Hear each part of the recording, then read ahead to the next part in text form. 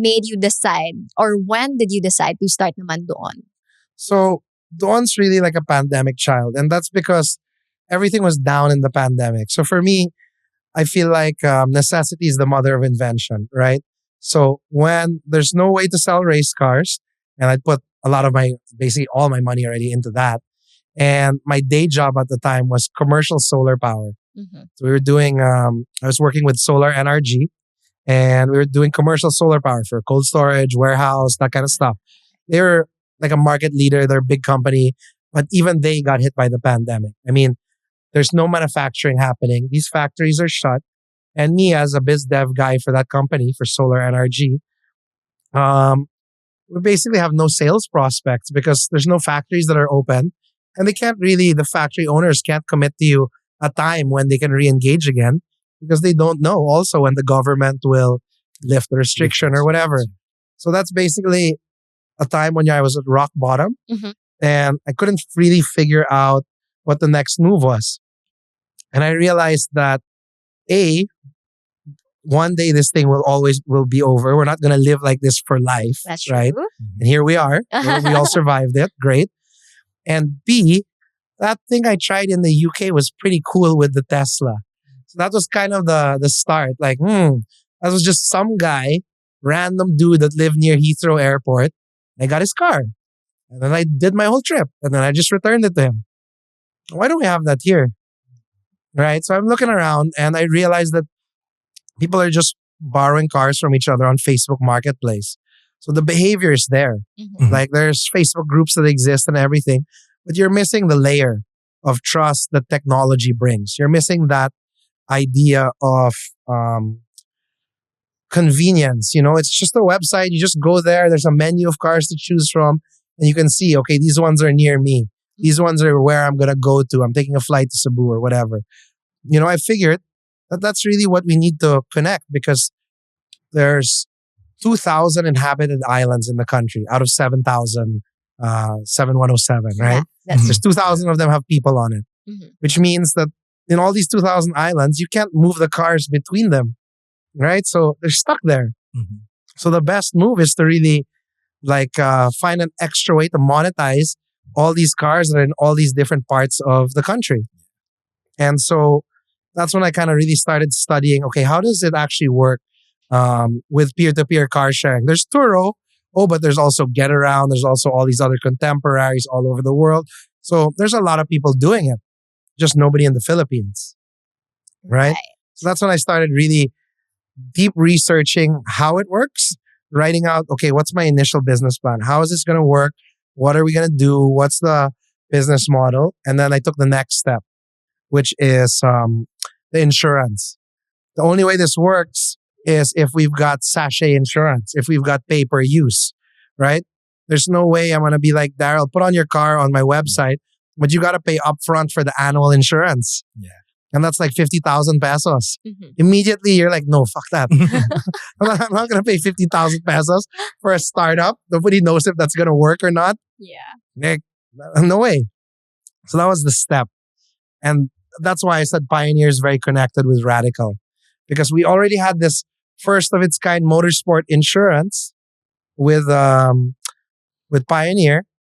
And I figured, what are the odds they'll probably want to make another first of a kind product with me? Let's try. So I just pitched them and I said, look, we're doing this thing with Radical. Yeah, it's 15K a day, but we've sold like 5 cars. You know, that's a market of 5.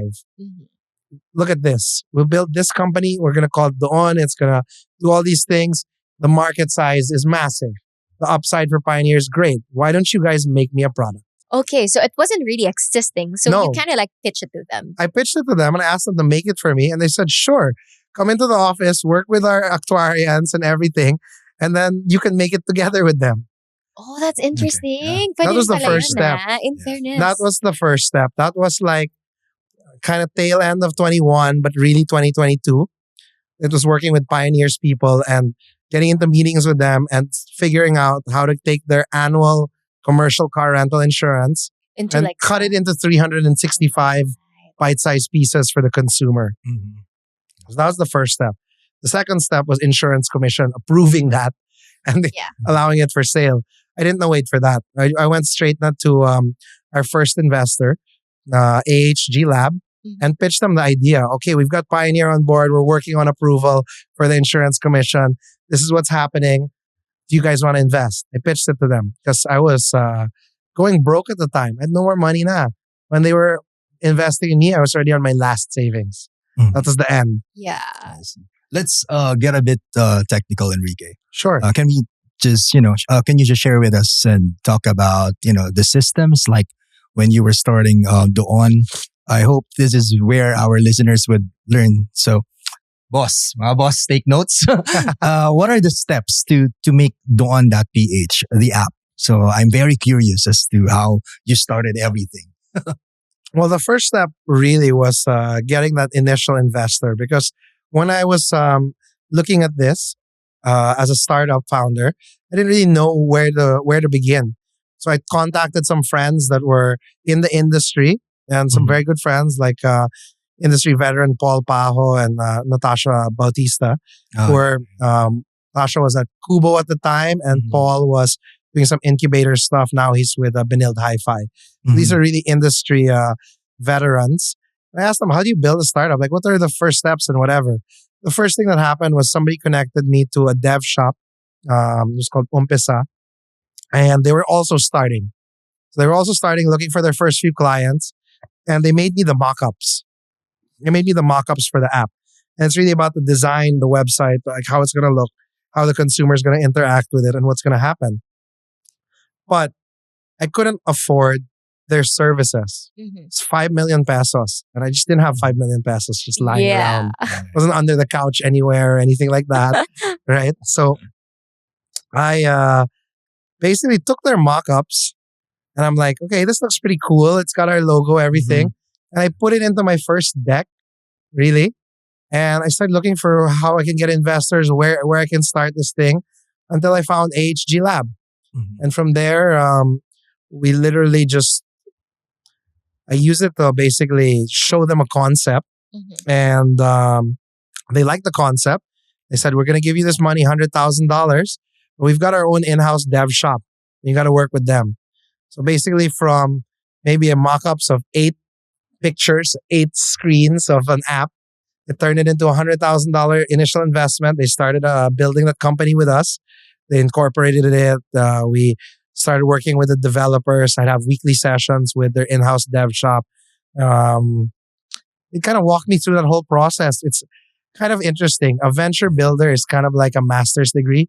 It's kind of like, here you go. Here's some tools. You're going to build an airplane, and then we're going to help you. We're going to teach you where the wings go and where the fuel tank goes, all these things. But you'll build it while you're flying it because you're on a timetable. This $100,000 cannot run out before you launch this product to the market. You basically gotta do it together. You gotta do it together. You gotta spend this to make your product and then launch it with some extra left. That's true. That's true.